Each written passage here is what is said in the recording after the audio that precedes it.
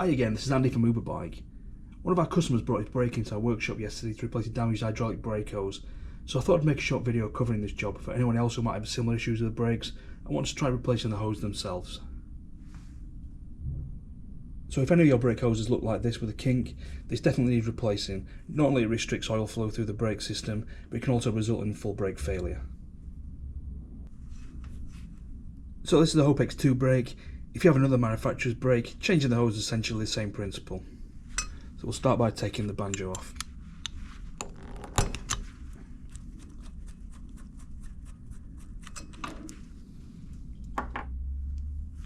And remove the brake hose from the brake lever as well.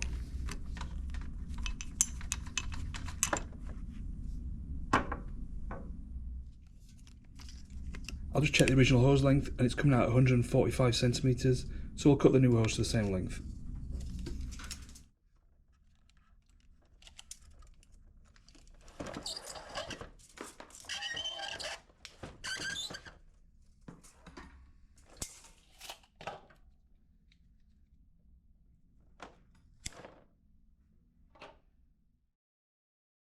And this is the hose we're going to be using, which is our Kevlar Braid in silver finish.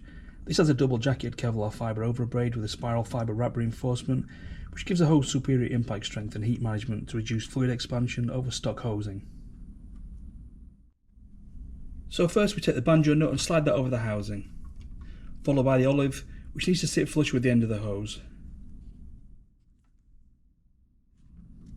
We'll then go ahead and install the insert barb.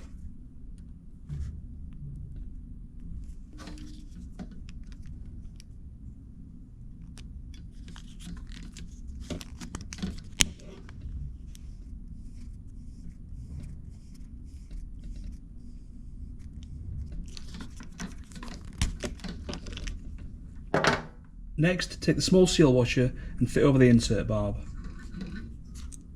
then attach to the brake lever.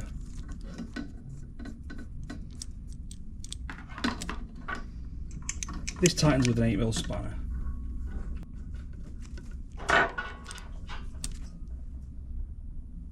For the caliper assembly, take the banjo bolt, add a seal washer, then the banjo, followed by another seal washer, and screw this into the caliper.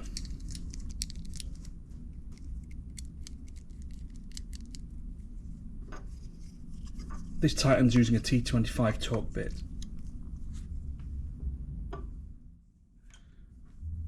So this next step basically repeats what we've already done on the lever end of the brake hose.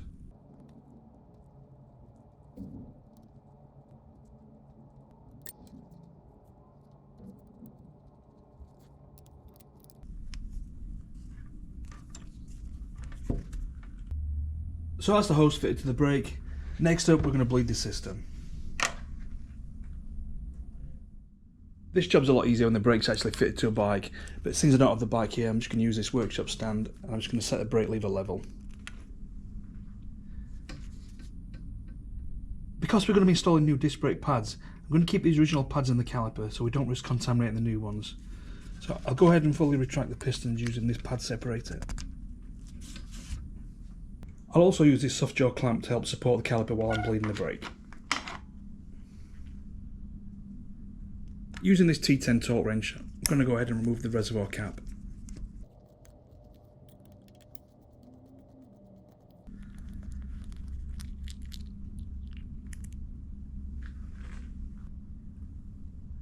To bleed a Hope brake, you need to use a bleed bottle, so we'll be attaching this to the caliper next. Start by removing the dust cap off the bleed nipple. Use an 8mm ring spanner to crack the bleed nipple open. Then the hose from the bleed bottle, attach that to the bleed nipple. So first up, I'm just going to top the brake reservoir up with brake fluid. So with a little bit of positive pressure on the brake lever, I'm now going to go ahead and open the bleed nipple. You see brake fluid coming out. Before you release the brake lever, make sure you close the bleed nipple, otherwise you're going to start drawing air back into the system. So I'll do that again.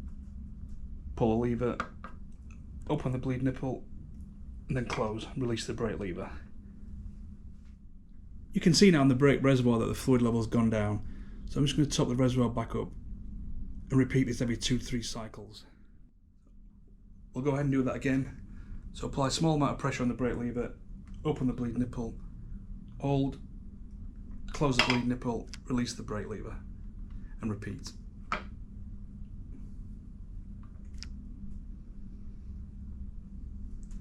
You can see that the levels in the reservoir have gone down, so using the syringe will top that back up again.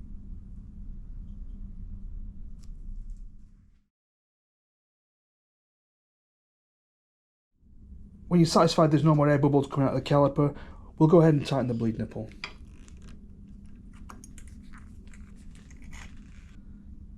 I'll also refit the dust cap.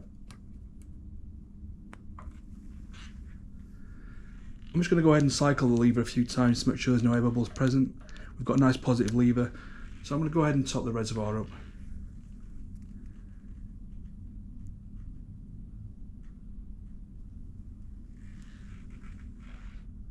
I'll go ahead and refit the diaphragm.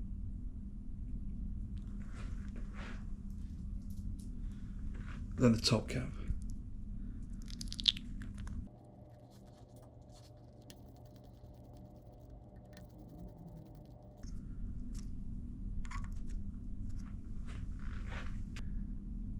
Finally, using some disc brake cleaner, I'll go ahead and clean the brake lever.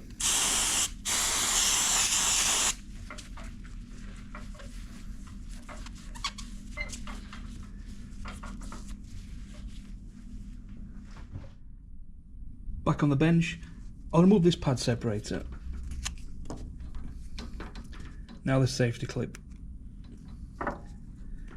Then the pad retaining pin.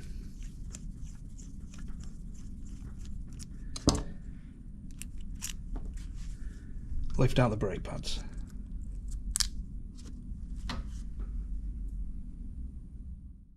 Before we install the new pads, I'll just give the caliper a quick clean with disc brake cleaner.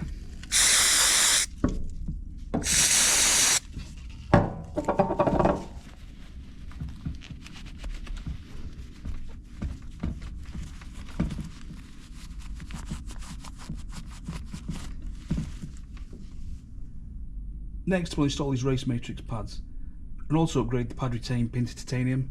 We offer these in 6 colour finishes. For this one we're going to use in gold.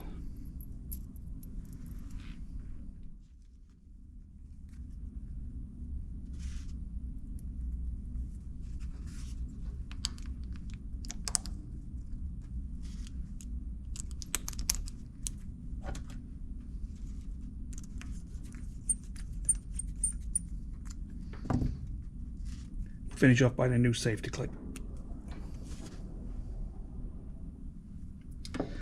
And that's the brake ready to be installed back on the bike. If you'd like to see us cover more workshop jobs like this on our channel, then please let us know in the comments section below, and thanks for watching.